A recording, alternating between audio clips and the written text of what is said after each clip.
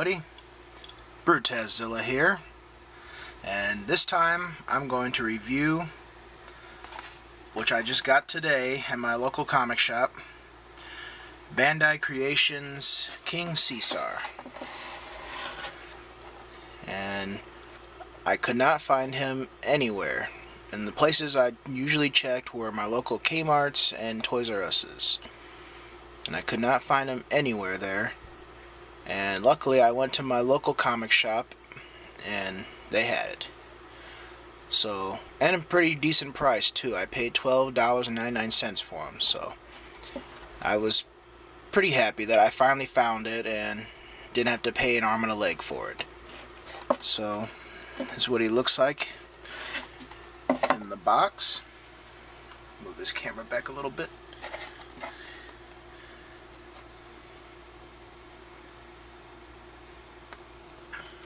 Okay, and you get the side of the box there for Godzilla fighting Gigan. Ages 4 and up. Same thing on the other side.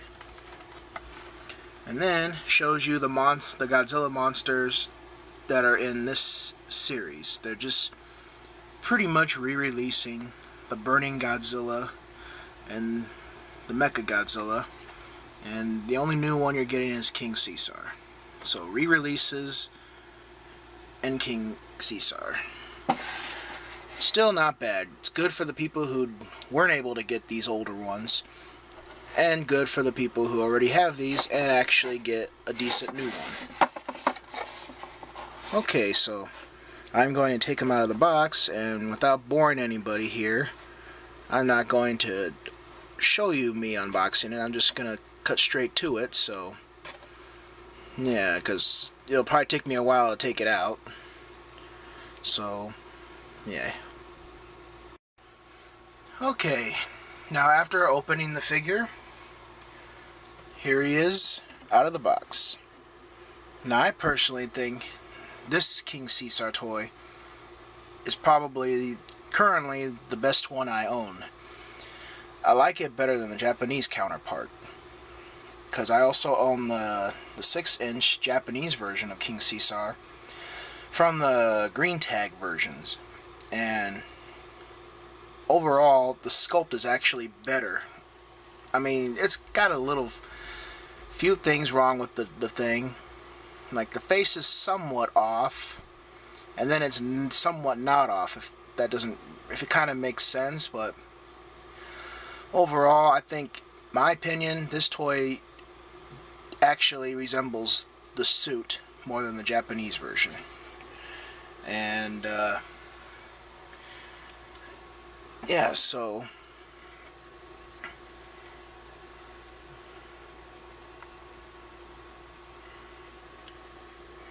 the side,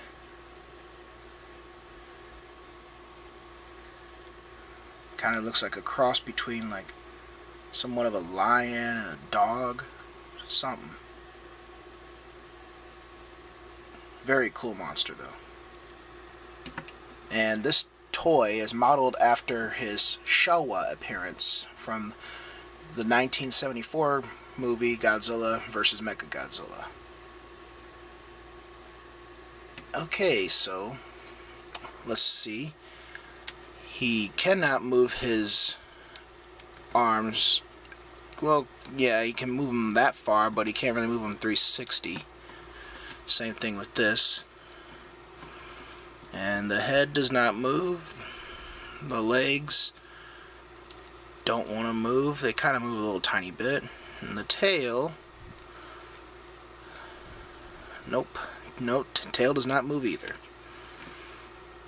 But this guy is the newest Godzilla toy, the Bandai Creation ones to come out, which can be found at Kmart and Toys R Us, and if you're lucky, like I got lucky enough to find him at your local comic shop. And relatively cheap, unless your comics shop charges an arm and a leg for it, which I'm lucky mine didn't. Okay, so now here is a comparison with him next to the Japanese version. Now, I realize I like Okay, don't want to stand. Okay. Now I realize it's probably due to the fact that when this toy was made, and let me check, this toy was made, yeah, in the year 1993, and maybe that's why it's not really suit accurate. I shouldn't have moved him.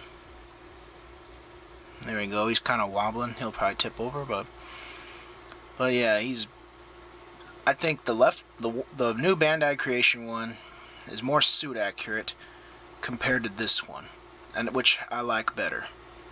So, and the one on the right, whether you're going for collectability or like suit look-alike, is gonna be more expensive because the Japanese version, and he's only found on websites like maybe eBay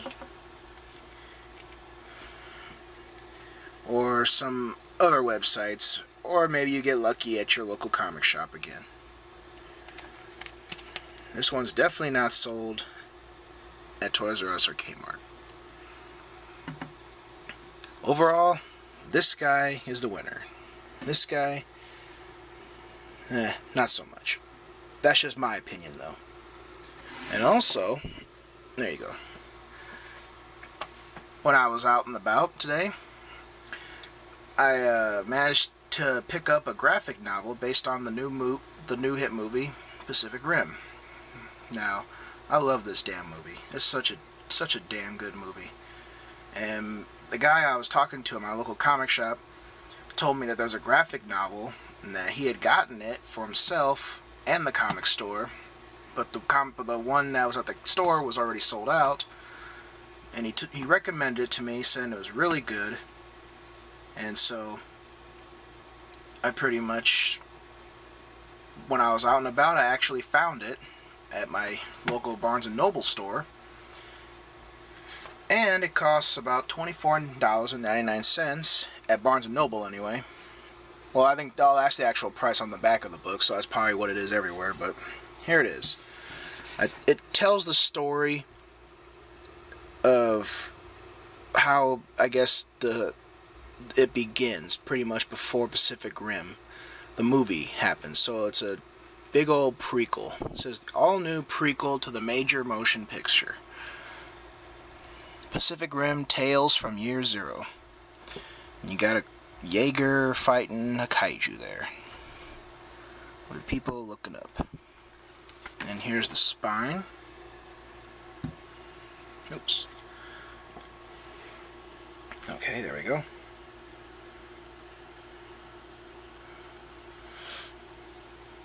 And the back. It's a picture of, looks like one of the many pictures they show of the movie. And here's a synopsis here. All new material. Graphic novel prequel to Warner Brothers and Legendary Pictures' Pacific Rim. Story by Travis Beacham and screenplay by Travis Beacham and Guillermo del Toro.